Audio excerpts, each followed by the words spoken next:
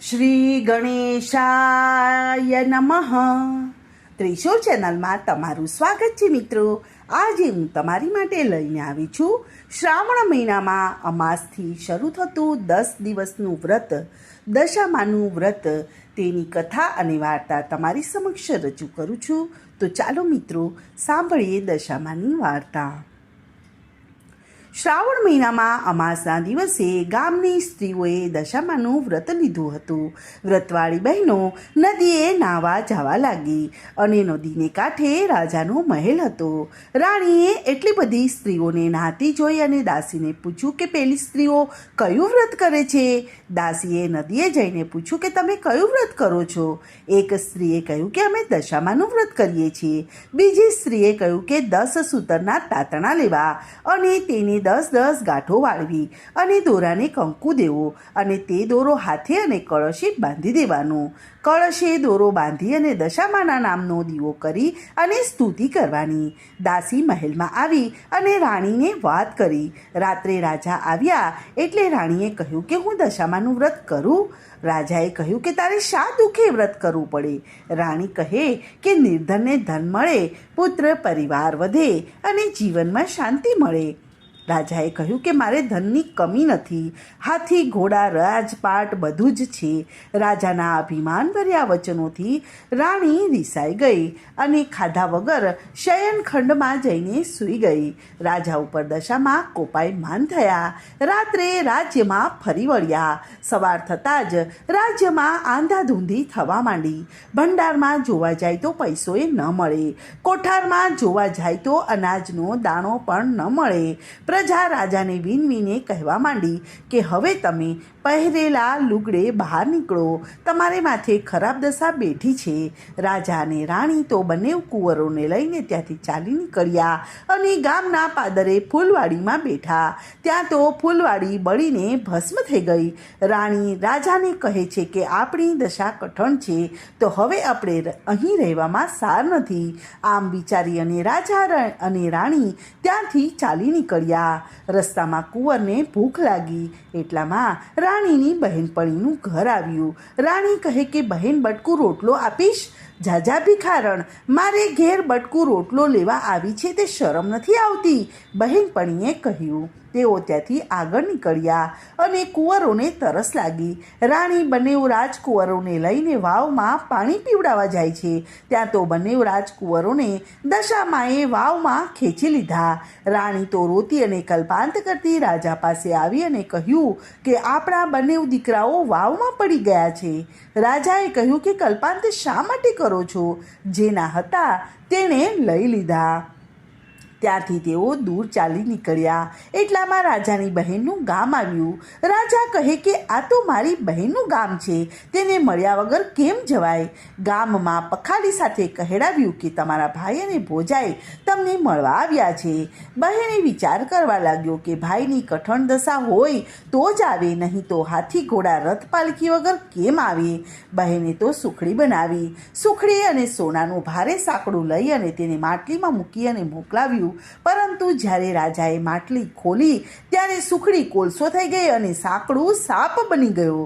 રાજાએ વિચાર કર્યું કે મા જણી બહેન મને મારી નાખવા રાજી ન હોય, પણ આ બધા દશામાના જ ખેલ છે. તેણે તો માટલીને ભોયમાં ભંડારી અને આગળ ચાલ્યા અને આગળ નદી કાંઠે તરબૂચની વાડી હતી.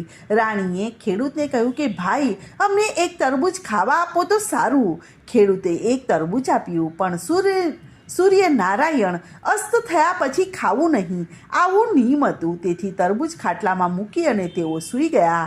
ત્યાં તો કોઈ રાજાના સૈનિકો આવ્યા. પાસેના બીજા ગામના રાજાનો કુંવર રિસાઈને ક્યાંક નાસી ગયો હતો. તેથી તે રાજાએ ચારે બાજુ સૈનિકોને શોધ કરવા મોકલ્યા હતા.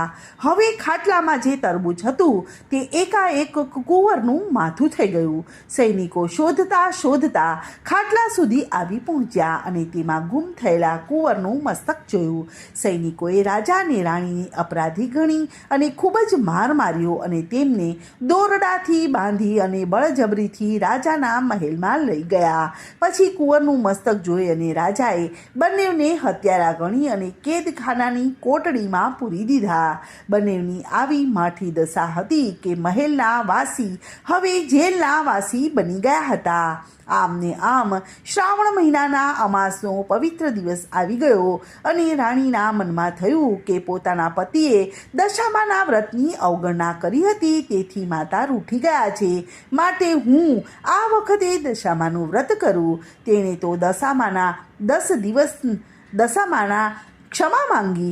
કેદખાનાનો ઉપરી ભલો અને ધર્મિષ્ઠ હતો, તેથી તેણે રાણીને ઉજવણું કરવાની સગવડ કરી આપી. વ્રતના 10 દિવસ પૂરા થતાં રાણીએ 10 મુઠ્ઠી ઘઉં મંગાવ્યા. તેને માટીમાં નાખી અને માટીની સાંડળી બનાવી અને પછી તેણે રાજાને પોતાના હાથે જમાડ્યા અને રાજાએ પણ જમતા પહેલાં દશામાને પ્રાર્થના કરી અને ભૂલ બદલ ક્ષમા માંગી.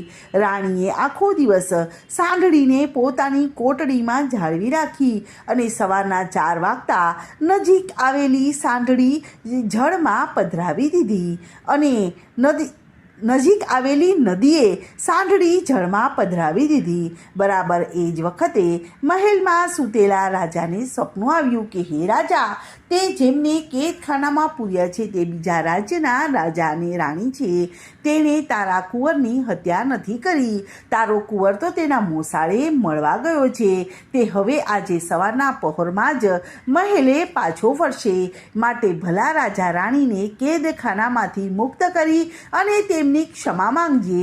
જો તે મારી આ વાત ન માની તો જેવી એ રાજા અને રાણીની અવદશા થઈ તેવી જ તારી દશા અને તારી રાણીની દશા થશે. સ્વપ્નમાં દશામાએ રાજાને દોરવણી આપી હતી. રાજા પછી સૂતો નહીં અને મહેલમાં બધાને સ્વપ્નની વાત કહી જણાવ્યું અને સવારે કુંવર આવી જશે. અને સવારના પહોરમાં જ રાજકુંવર ઘેર મહેલે પાછો આવ્યો. રાજાએ ખાતરી કરવા માટે પેલું કુંવરનું માથું જોયું તો લીલું તાજું તરબૂચ હતું. સ્વપ્નું સાચું પડ્યું, તેથી પેલા રાજા અને રાણીને જેલમાંથી જાતે લઈ આવી અને ક્ષમા માંગી અને તેમને નવડાવી અને સારા વસ્ત્રો પહેરાવી જમાડ્યા બાદ રાજા અને રાણીને રજા આપી અને કહ્યું કે તમે મારા ગુનામાં નથી, પણ તમારા ઉપર કોઈ દેવીનો કોપ ઉતર્યો હોય તેવું લાગે છે. રાણી રાજાને કહે છે કે ચાલો આપણે ચાલી નીકળીએ. હવે આપણી દશા વળતી લાગે છે. ત્યાંથી તેઓ ચાલી નીકળ્યા. રાજા અને રાણી ત્યાંથી રથમાં બેસી અને બહેનના ઘર પાસે જાય છે. રાજા વિચાર કરવા લાગે છે કે મા જાણી બહેન મને મારી નાખવા રાજી ન હોય, માટે માટલી કાઢી અને જોતા જઈએ. જ્યાં ખોદીને જુએ છે ત્યાં તો માટલીમાં સરસ ખાવા જેવી સુખડી અને સોનાનું સાંકળું દીઠું. માટલી રથમાં મૂકી અને રાજા અને રાણી આગળ ચાલ્યા. દશામાએ વિચાર કર્યો કે રાજાના બંને દીકરાઓ લીધા ખરા, પણ પાછા કેવી રીતે આપા. તેણે ઘરડા ડોશીમાનું રૂપ લીધું. છોકરાને આંગળીએ વળગાડી અને બૂમ પાડી કે ભાઈ જરા રથ ઊભો રાખને. બંને રાજકુંવરો જેવા છોકરાઓ ભૂલા પડી ગયા છે. રાજાએ રથ ઊભો રાખ્યો અને તેમણે પોતાના છોકરાઓને ઓળખી લીધા અને બંને રાજકુમારોને વહાલથી ઉપાડી લીધા. આ ડોશીમાં દશામાં હતા. તેમણે રાજાને કહ્યું કે હે રાજા, હવે તમારી વળતી દશા થઈ છે. તમે તમારી રાણીના વ્રત અંગે ગમે તેમ બોલ્યા હતા, અભિમાન ભર્યા વચનો બોલ્યા હતા, તેથી તમારી દશા કપરી બની છે. હવે તમને સમજાયું હશે કે કોઈ પણ દેવ અને દેવીની અગર કોઈ વ્રતની અવગણના કરવાથી કેવી બુરી દશા થાય છે. હવેથી તમને કોઈ પણ દેવ દેવીની નિંદા કરશો નહીં, કોઈ પણ વ્રતને વંખોડશો નહીં.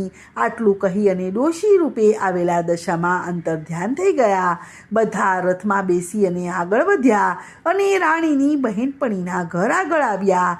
આ એ જ બહેનપણી હતી કે જેણે પ્રથમ મુલાકાત વખતે રાણીને ધુતકારી કાઢી હતી. આ એ જ બહેનપણી દોડી અને રાણીને ભેટી પડી અને બધાને જમીને જવા કહ્યું. ત્યારે રાણી બોલી કે બહેન, મારે કઠણ દશા હતી ત્યારે તે કટકો રોટલોય ખાવા આપ્યો ન હતો. હવે તું મને મિષ્ઠાન જમાડે તો પણ નકામા છે.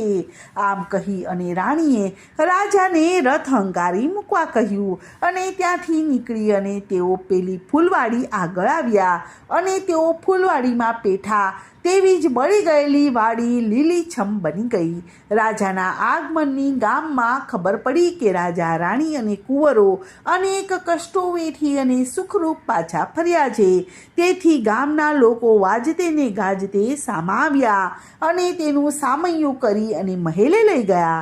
દશામાની પ્રસન્નતાથી રાજાનું ગયેલું સુખ પાછું સાંપડ્યું. રાણી દશામાનું વ્રત કરતી હતી. તેને 5 વર્ષ પૂરા થયા એટલે તેનું વ્રતનું ઉજવણું રૂઢી રીતે કર્યું અને રૂપાની સાંડળી જળમાં પધરાવી બ્રાહ્મણોને દક્ષિણા આપી અને વ્રતની પૂર્ણાહુતિ કરી. હે દશામાં, જેવી રીતે તમે રાજા અને રાણીની દશા વાળી તેવી જ રીતે તમારું વ્રત કરનારને અને આ કથા વાંચનાર તથા સાંભળનારની દશા વાળજો અને રૂઢી સંતતિ અને સંપત્તિ આપજો. તો મિત્રો, આ હતી દશામાની કથા અને વાર્તા.